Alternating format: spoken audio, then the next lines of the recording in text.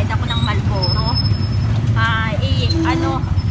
Babalikan na lang ako ng mga ahente kasi nga hindi po pwede yung sa email ko kasi yung cellphone na ginagamit sa Gcash ng asawa ko hindi niya alam yung email, kaya mapipilitan ako pumunta ng Palawan para doon ako maghulog ng bayad ko sa Marlboro. So papunta tayo ngayon ng Palawan.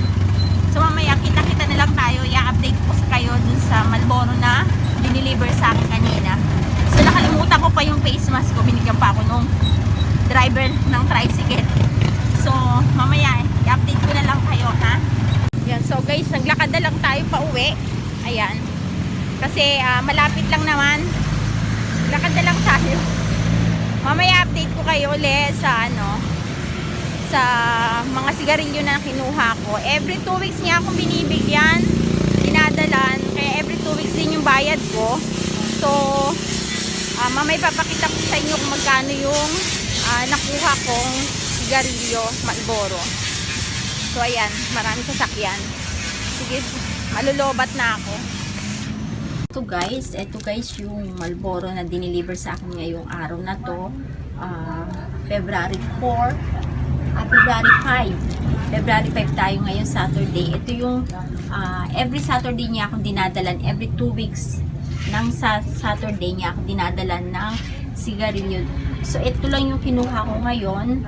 Ayan, halagang 6,300 plus ang halaga nito. So kaya yan lang kinuha ko kasi meron pa ako dito. Ayan, meron pa ako dyan.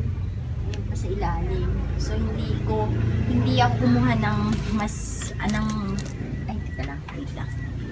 hindi ako kumuha ng mas marami ngayon. Dati kasi kinukuha ko 3 rim neto.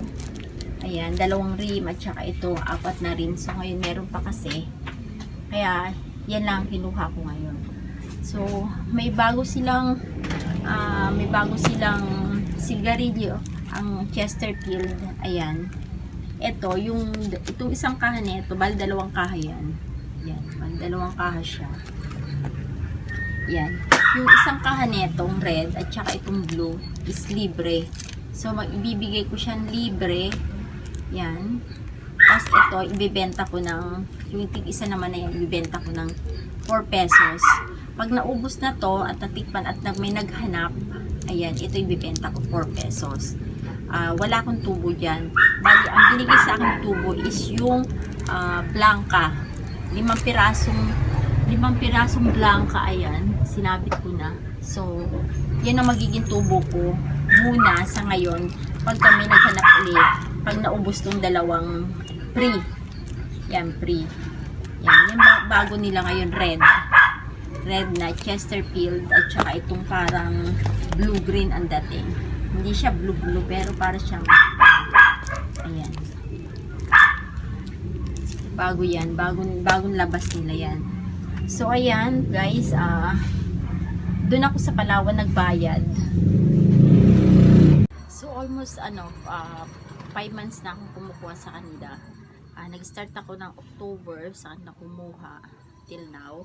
So okay naman, marami namang promo silang binibigay. May mga libre, may libreng 2 kaha, merong libreng kape, ganyan, may mas mababa presyo silang mga promo na ganon. So okay naman yung ahente, mababait naman sila. Then ang pangalan ng company nila is PMFTC, no? Marlboro ang mga product nila, Marlboro at saka Fortune and yung Chesterfield. Ayun yung mga produkto nila na ino-offer sa akin. Siguro may mga nabibigyan din ng ganyan sa inyo. Bali yung Mighty at saka yung mga Winston Mighty at saka yung mga Winsboro. Kasi kadalasan yung mga yan, dito ko na lang binibili. Kasi yung Winsboro, wala naman naghahanap sa akin.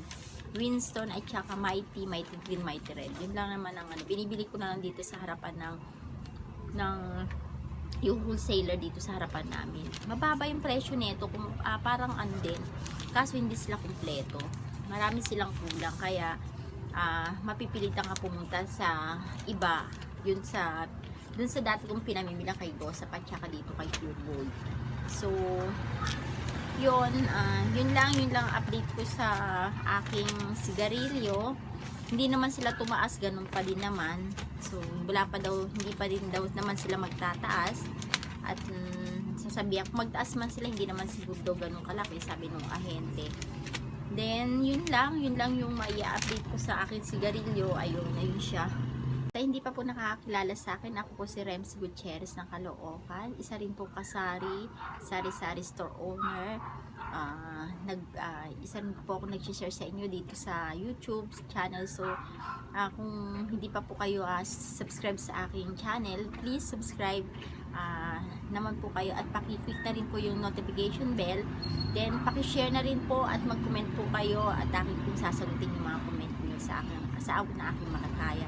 Yun lamang po at salamat po sa inyo, salamat sa panonood at thank you din po sa mga nag-subscribe sa akin, yung mga dati nag-subscribe sa akin na hindi nila ako ina-unsubscribe. Salamat po din sa mga bago kong subscriber at sa mga nanonood po sa aking video. Maraming salamat po. Mag-iingat po kayong palagi, sana lagi kayong nasa mabuting kalagayan at kahit saan po tayo magpunta, mag-iingat po tayo lagi.